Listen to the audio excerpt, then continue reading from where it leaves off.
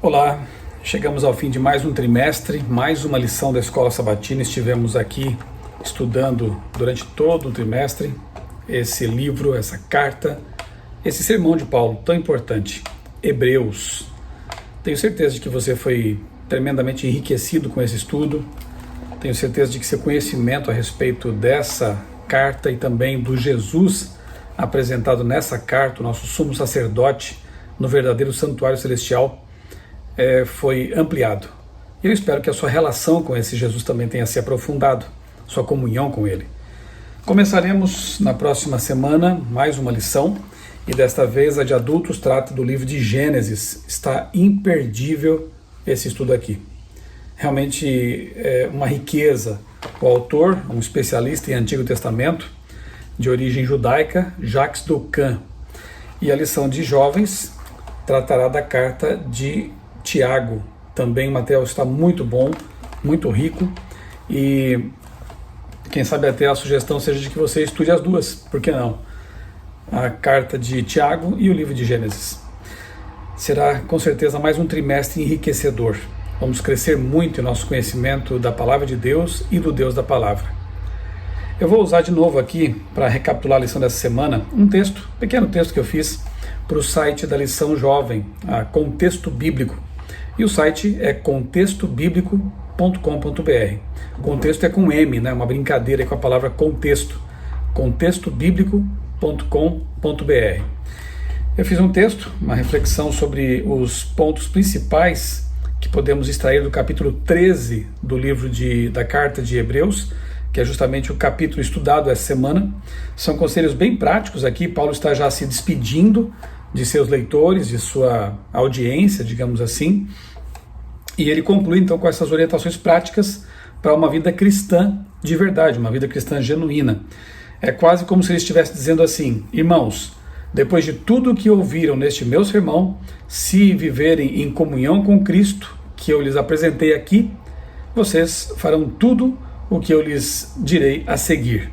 E o que ele diz? Eu listei aqui 7 pontos das coisas práticas que Paulo deixou para a igreja e que ele diz que com comunhão com Jesus, com intimidade com o céu, é possível obedecer. Primeiro ponto, isso está nos versos 1 e 2. Seja bondoso e hospitaleiro, tratando as pessoas com amor fraterno, afinal, nosso exemplo é Jesus Cristo. Alguns, sem saber, hospedaram anjos, diz o apóstolo. Então, que nós possamos ser sempre hospitaleiros, bondosos, acolhedores com as pessoas, com o próximo, e assim estaremos imitando o exemplo de Jesus, que foi assim com todas as pessoas. Segundo ponto, lembre-se dos sofredores como se fosse você mesmo que estivesse sofrendo com eles. Verso 3, isso se chama empatia, né? Então, peça a Deus que Ele dê a empatia de Jesus, que se fez um de nós e sentiu nossas dores. Procure fazer o possível para amenizar o sofrimento das pessoas. Minha esposa e eu temos sido uma dupla missionária por muitos anos já. E existe o aspecto do ensinar a palavra, mas também há essa dimensão relacional. A gente acaba se envolvendo inevitavelmente na vida das pessoas. E assim, conhecendo a realidade delas, podendo ajudar também em alguma coisa que não tenha diretamente relação com o estudo bíblico em si, mas talvez com a vida prática, no sentido emocional, físico, enfim. Esse envolvimento missionário, né, esse senso de missão deve nos acompanhar. Deus poderia lá do céu ter dito: eu amo vocês e vou redimi-los. Mas Ele não fez só isso, Ele não só falou, Ele veio aqui, Ele se envolveu, Ele caminhou com os seres humanos, Ele abraçou os seres humanos, Ele sofreu com os seres humanos. E Deus espera que nós, como seres humanos, possamos fazer a mesma coisa com outros seres humanos. Ele incumbiu os seres humanos de levar a mensagem de Deus, a mensagem celestial, a verdade que salva e liberta a outros seres humanos. Então que Deus nos dê essa empatia de sentir o que os outros sentem. Depois no verso 4, nós também aprendemos aqui o seguinte: trate com seriedade e honra o casamento, instituição criada por Deus no Éden ao unir Adão e Eva em uma relação heteromonogâmica, um homem, uma mulher, unidos para serem fiéis um ao outro enquanto viverem. Que o leito conjugal seja imaculado, sem mácula, diz o texto. Um lugar em que o casal possa desfrutar do sexo criado por Deus em pureza de mente e de corpo. Imoralidade e adultério não devem de forma alguma fazer parte da vida dos cristãos.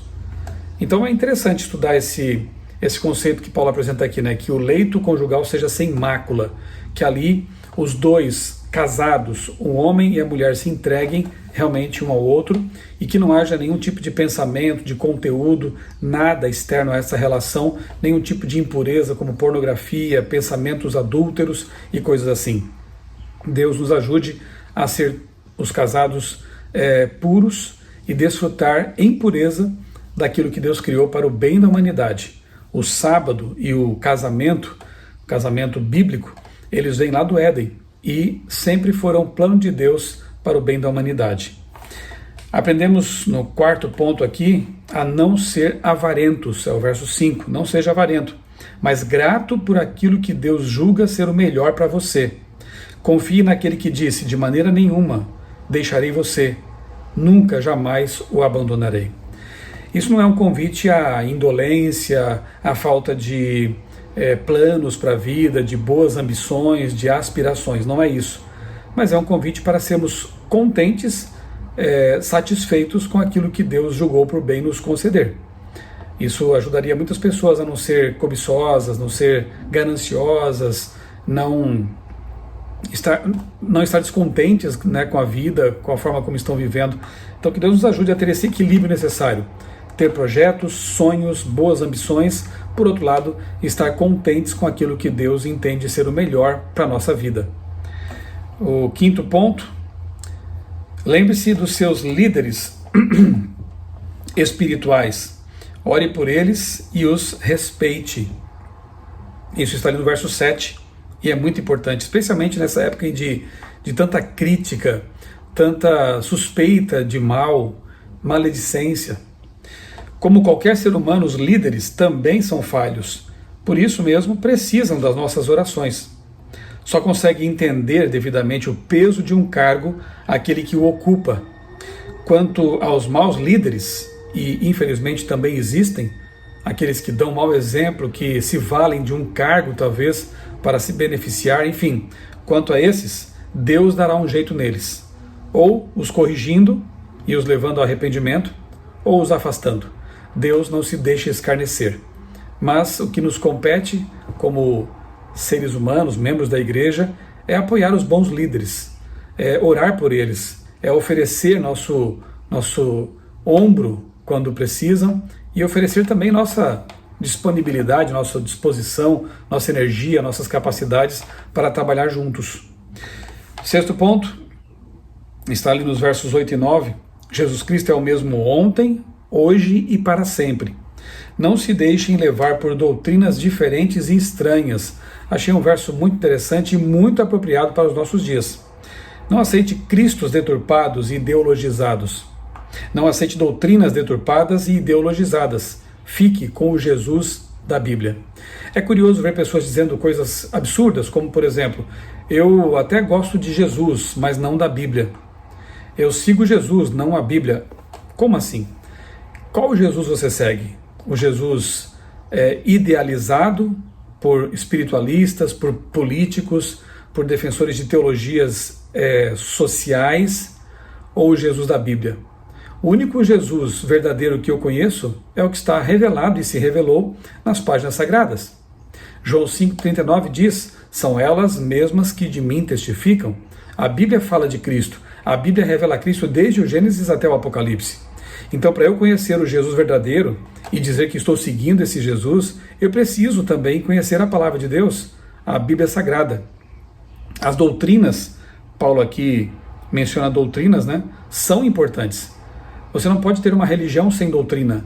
As doutrinas são os marcos, os princípios imutáveis, as orientações que Deus nos dá por meio de seus profetas, da palavra de Deus, a Bíblia.